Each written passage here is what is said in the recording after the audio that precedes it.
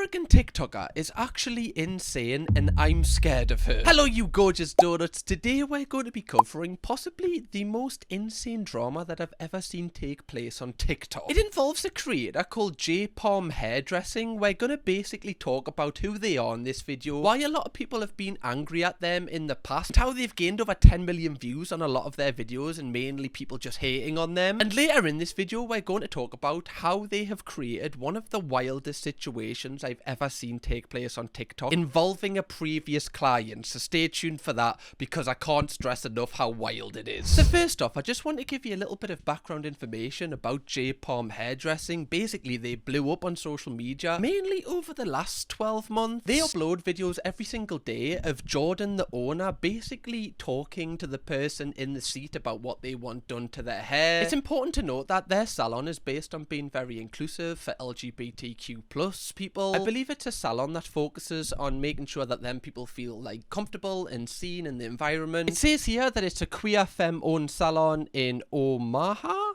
Genderless pricing, accessible space, and rad haircuts. You know, it's pretty cool. I want a rad haircut. Now, although it's made clear what the vibe of this place is, when they upload their videos, they've received a lot of hate because often Jordan will ask the client, "Can I touch you?" That sounds weird out of context. Okay, is it okay if I touch you? Yeah. Okay, cool. And what are your pronouns? They, them. She, they. I'm glad we exchanged those. Yes. Okay. Now, I don't think this is bad at all, really. However, some people lose their mind over it. I guess it is a bit of a daft question to ask someone, like, "Can I touch you?" Like, I guess, like, they're in a hair salon. I think they're expecting you to touch them. Like, how would this work if they said no? Like, how would you cut their hair? Just like...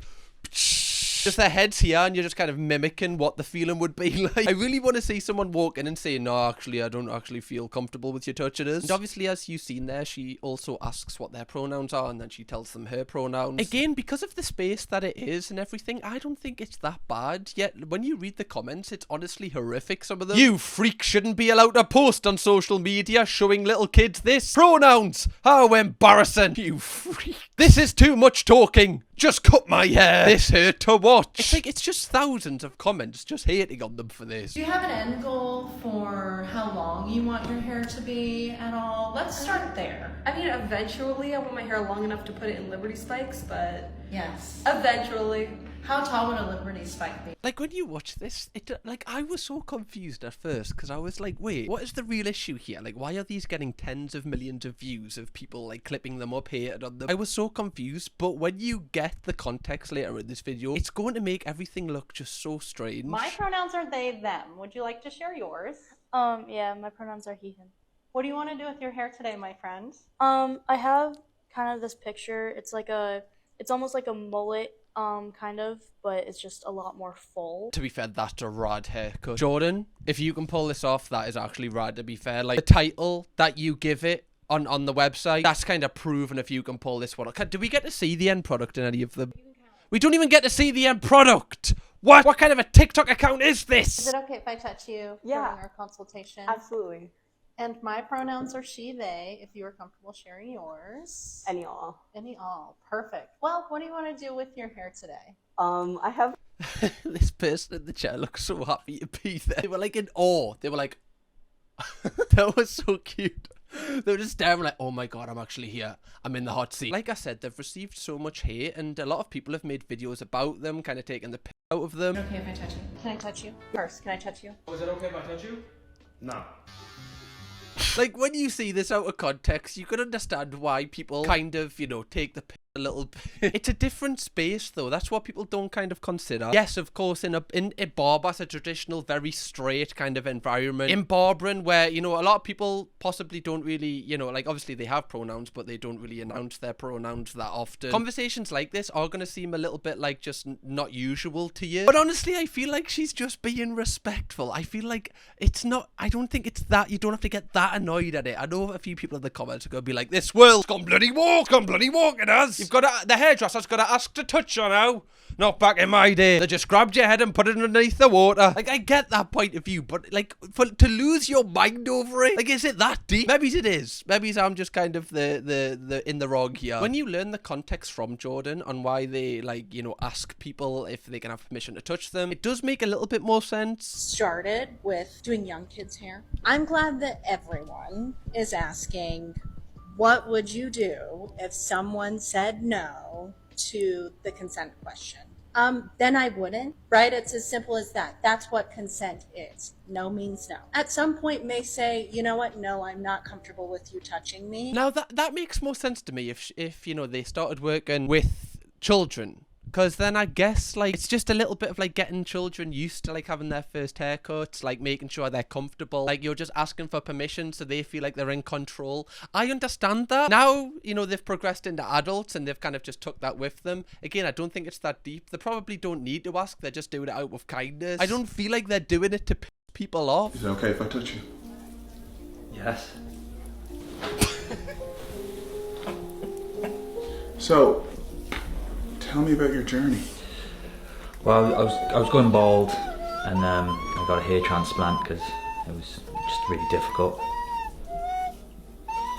You must have suffered a lot of trauma. Like, I do get the comedy in it, honestly I do. Obviously, it's a lot less common for this to happen in an actual straight barbering environment. Like, this would just never happen at my barbers. Like, they just wouldn't ask your pronouns. But is it really an issue with people from, you know, that community? You know, like, they choose to go there. They know the crap. Like, when they go, they're gonna get asked the pronouns. And every single time they get asked, they seem happy about it. Like, it actually makes them happy that someone is almost, like, took an interest to, like, you know more about them. It's so wild because this has created so much drama online, and it's not even the biggest drama in this video that we're going to talk about, which is going to change your entire opinion on Jordan. But just before we get onto that, Jordan actually has talked about all of the backlash because of our videos. A lot of you aren't really getting it.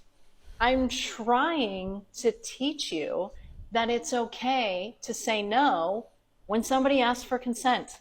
This type of comment or some version or question of this is usually on most of our... Sorry, if they say no, is there a wireless option for their haircut? Why does that give the same energy as, well, I identify as an attack helicopter? Yeah, mate, they just, you have to tick, like, the Bluetooth option on the booking form. Clearly you didn't see that page. Wireless option, that's funny. A lot of people talk about the consent thing. And since everybody keeps bringing it up... I think consent for touching your hair starts walking in the door. I mean, for me it does. For me... Yeah, I'm pretty much like, if I'm going to the barber shop, I expect them to touch my hair. Actually, I'd be more worried if they didn't. But again, I don't think it's that much of an issue. She's just saying one question. Like, literally one question. Some people might not actually like people touching them. Also, this might be someone's first time getting their hair cut. You don't know what the scenario is. She's just covering her back for everything. Maybe he's defending her a bit too much here because of what's to come. But I'm just trying to kind of see this from a bird's eye view. Let's talk about it.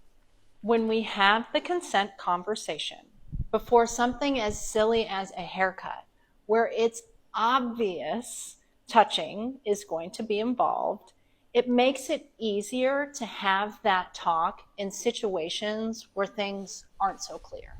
If we normalize having the consent conversation in uncomplicated scenarios, then hopefully it would compel us to take pause in unclear situations. Now, I do understand the theory behind that, and I definitely think that will translate well for a lot of people. Like, some people will think about it, like, asking this in more appropriate situations. But I can also understand people's frustration where they're like, well, do I need to ask for consent for everything now? Do I need to ask for consent of the mailman to take me parcel off him? Gotta do it in every situation now. But I don't think that's really what she's getting at here. I'm just basically trying to offer a different perspective here because of how much hate they get online for doing all of this. But I can understand from both, like, sides of the fence why you would feel how you feel about this. She has also done a lot of other style of videos that have people off because of what they know, which we're gonna get onto. I know I keep teasing it, I'm just so excited to talk about it. Such as this.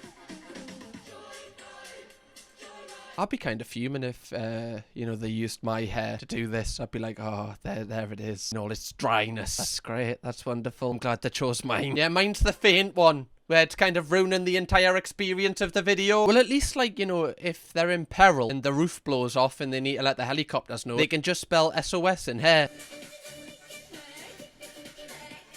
Why do I feel like this person like goes home and like creates their clients out of their hair as like dolls? Like I feel like every single client that's walked in, they've got them like on a mantelpiece, but like made out of their own hair. I don't know why I think that. I just get that vibe. I know that's a very niche vibe to get, but that's the one I've got. So shoot me down, strike me down if I'm wrong. Now for the moment that I've been waiting for, that you definitely have been waiting for, the drama, the most insane drama that I've ever seen in my life from a TikToker. Now at this point in the video, you're probably thinking something similar to me, like they don't deserve the hundreds of thousands of nasty comments they get about, you know, telling them to die all the time and just the worst of the worst things. Like it's a little bit overboard for the actual content they post. Isn't this person just trying to create a space where, you know, clients who might feel uncomfortable going to other salons go to, and now they feel like they're a part of something? It's a safe space where they can kind of just be themselves and not worry about anything. Well, that's what I thought, until this video dropped this week from a person called Rosie Girl Grace. Well, last year she actually got her hair cut by Jordan at the JPalm hairdressing salon, and her experience was honestly wild. Put your finger down if you went to get a haircut last year and instead maybe you got a voodoo curse put on you. Sorry, did you just say a curse? Who goes to the salon and gets a curse put on them? The only time I've seen something remotely close to that happening is when lads get a skullet. Google it. Skullet. That's the biggest curse I've seen happen in a salon. Tell me more. I recorded this video so many times a year ago, and I had drafts that I don't have anymore, but I never posted it because I was genuinely terrified because of the just stupid crazy shit that happened, that I was like, if I talk about it, will they come after me? I don't know. Now, again, who leaves a salon feeling terrified that they can't talk about what they've seen? And you might think that this person is overselling this. They're not. Already, like, watching it, I am so worried for what's to come. But I'm going to talk about it now because it's been a year and I just remembered that the drafts are gone, and I want people to know. But I won't say where it is unless you guys tell me that I should. Now, already, like she said, she's not going to say where it is, but if you look at the top comment, JPalm hairdressing, yes. So that lasted very long, you know, it being anonymous. Yes, yeah, it is, yeah. But my parents told me at the time that, like, they could sue me for defamation if I say what happened.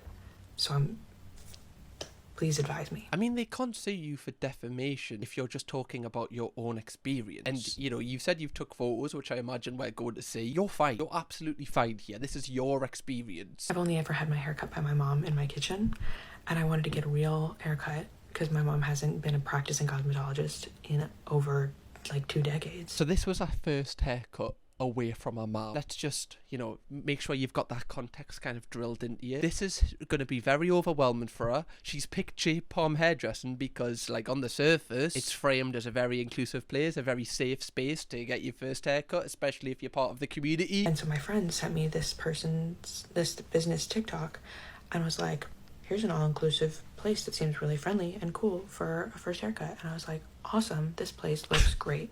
And they're very well known on TikTok and made fun of for certain thing that they do about their all-inclusiveness, okay? Even in the video, you basically give it away. Like, everyone knows who it is at this point. Like, you've basically said their name without saying their name. I love it, though. I'm not dissing you for it. I went, and it was great.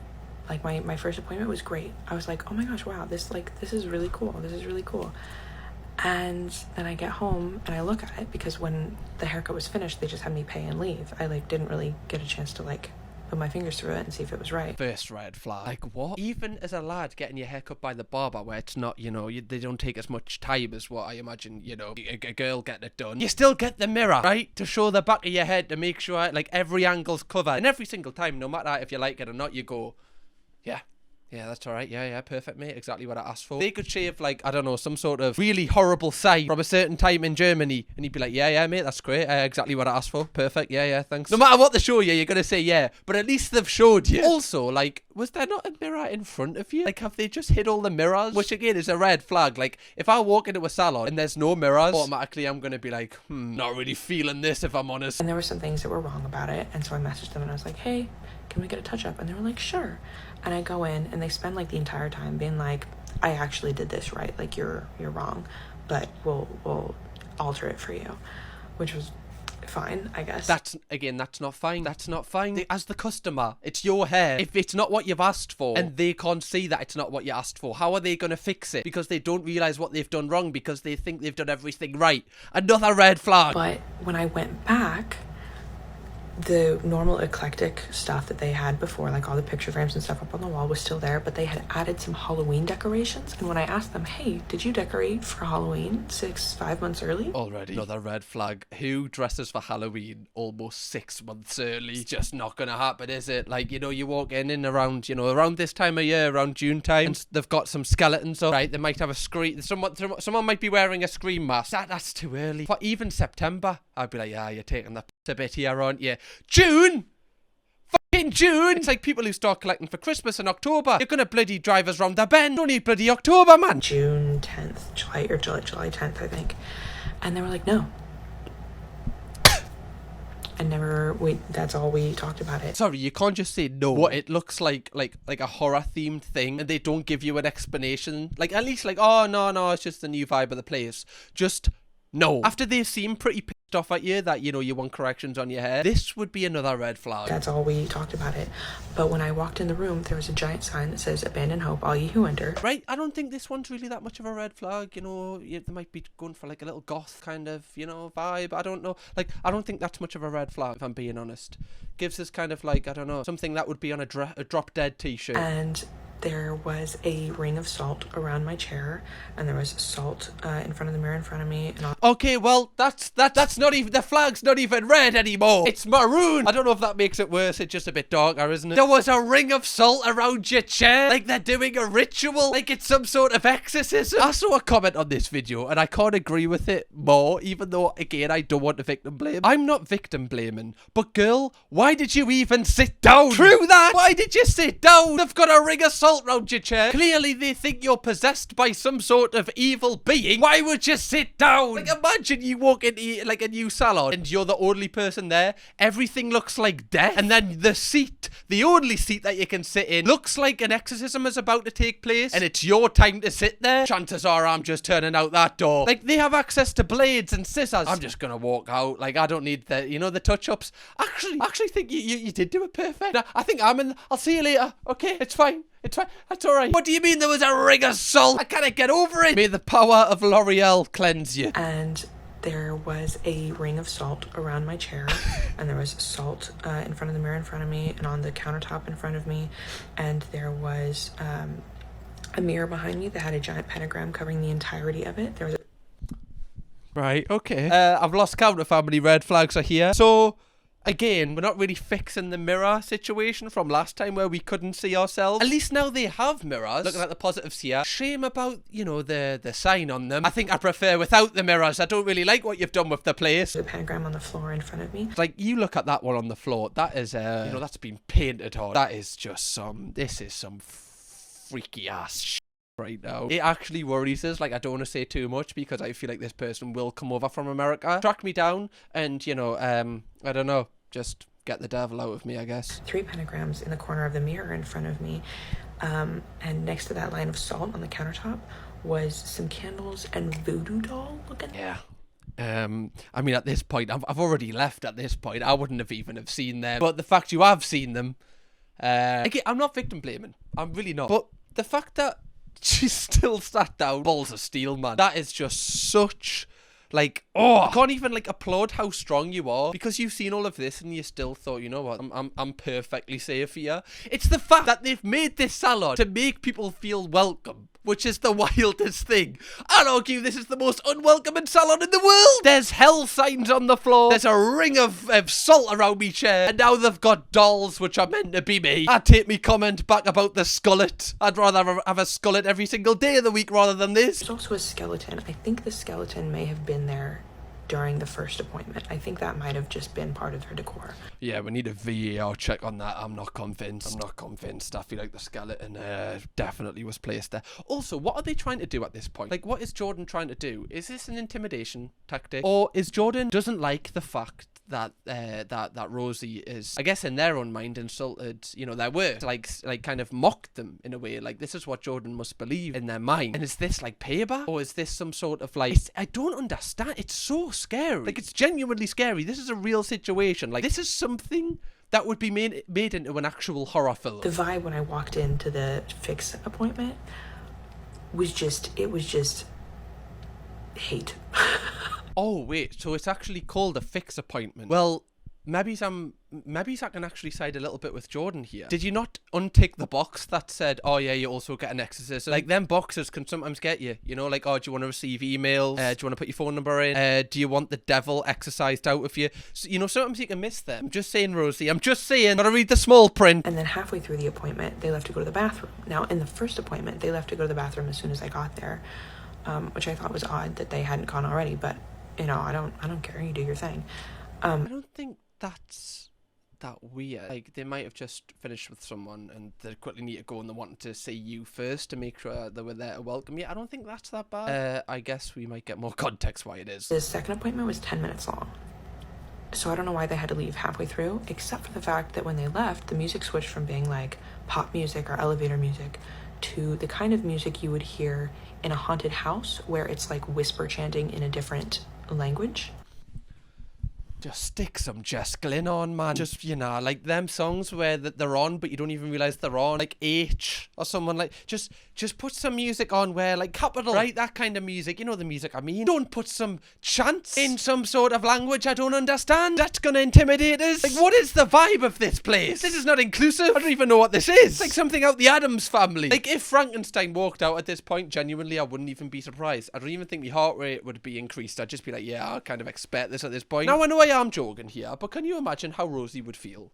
Like, especially, you know, saying that they've never been to a salon before. I'm not saying salons are intimidating, but a new experience is, like, it catches you off guard anyway. So this on top of that, that's gonna haunt her for life. She's never gonna want to go to a salon ever again, because this will be, in her mind, her perspective of salons. Oh no, that's alright though. Nah, give that to Skepta. He could probably rap over that. I don't think anyone can fix that beat. Yeah, that kind of sounds like something crawling out of the catacombs. Yeah, it sounds like, you know, the mummy is rising. And then it went back to normal as soon as they came back in the room. And they were cutting my hair really quickly the whole time. And so quickly they snagged the scissors on my hair for a second and like pulled my hair really hard. And then when they finished, they literally go, all right, you're done, you gotta go, I've got a client coming, and like walk me out the door and close it behind me. And I essentially immediately start bawling and I call my friend. So again, the one thing that you wanted from the first time was to be able to see it when you leave, and they just haven't done that. So they've set all of this up to scare you, to never have to come, like, to never have to come back. Like, surely that's the worst business model. Like, surely as a hair salon, one of your biggest, like, income streams is repeat purchases. Like, loyal customers who come back all the time, like, reoccurring revenue for you. Surely this is just a horrific tactic. The thing is, as well, like, from what Rosie's told her, she wasn't even mean to her. She didn't even say anything mean. She just wanted a bit of a touch-up. They weren't threatening me with, like, scissors or something like that, but they are holding scissors next to my face, and there's all this threatening stuff around, and the threatening music. And I just felt very uncomfortable and unsafe the entire time that I was there for that second appointment. And I wanted to post a review somewhere about it and be like, hey, this place is not... What would you even say, though? Like, in reality, what would you put on TripAdvisor? Yeah, 1 star. Wasn't a fan of all of the devil signs on the floor and on the window. Also, the doll, which was made to look like me, which, you know, she kept poking. Wasn't a fan. The ring of salt around my chair really, you know, didn't add to the overall ambiance and kind of caught me off guard and kind of made me uncomfortable as soon as I walked in. I'm not gonna lie to you. The devil whispering in a foreign language as well really kind of just affected the overall tone of the haircut. Would not recommend to a friend. People are gonna be like, well, like, who is this crazy person? Like, I'm obviously not going to listen to that review. What an idiot. Why would there be an exorcism in a salon? So, Obviously, this is one of the craziest things you've probably ever heard, and I was just really not expecting this from, like, the initial content that we first covered in this video. But, like, just looking back to all those videos that we have reacted to, knowing what we know now, it makes everything look a little bit freakier. Like, remember when she was spelling out words with the hair? They seem like they're trying to be a really nice person in them videos. Is this actually just a front, and are they actually evil, and are they actually putting some sort of curses on their clients? Rosie actually had to apologize because apparently, you know, saying the word voodoo is offensive to some people. I didn't actually know that, so people bringing that up was actually quite, like, you know, something new I learned, I guess. But you're probably wondering, like, has Jordan and JPalm Hairdressing responded to anything? Well, they did post consistently, a lot of the time daily, or at the very least, like, every other day. They haven't posted on their TikTok for a week at this point, which obviously is out of character, and it's around the time that this video is dropped, so clearly it's a funny coincidence that this has happened around this time. Also, they're still posting on Instagram, but every single time they post, they kind of disable the comments because they know what's going to be said. And if you look at the comments from the last TikTok that they uploaded a week ago, it's just all filled with people from Rosie's video. So we are all here from that one TikTok, huh? Can you explain the weird black magic stuff your one client experienced? It's scary. Someone update me when they post the explanation video. So a little birdie told me. I don't really understand how they're going to respond to this, because this will definitely be affecting their business. Like, when someone walks past the shop now, they're going to be like, oh yeah, that's literally where they do the exorcisms when people want to trim. Yeah, I probably wouldn't book there. The only way in my mind that they can kind of combat this is just play it off as if it was a prank, which isn't going to go well, but it's probably definitely better than admitting to, you know, trying to, you know, put a curse on this person. Let me know what you think in the comments, donors, because this is one of the craziest things I've ever covered on this channel. It's such a strange one. I hope you have enjoyed my coverage of it, though, and if you want to watch another video where I talk about another situation involving an obscure TikToker, click this one right here. I've done a couple now, so you can go on a little binge watch of them. Why not, right? Spend your night doing that. Treat yourself. Go on. Kirkham, baby.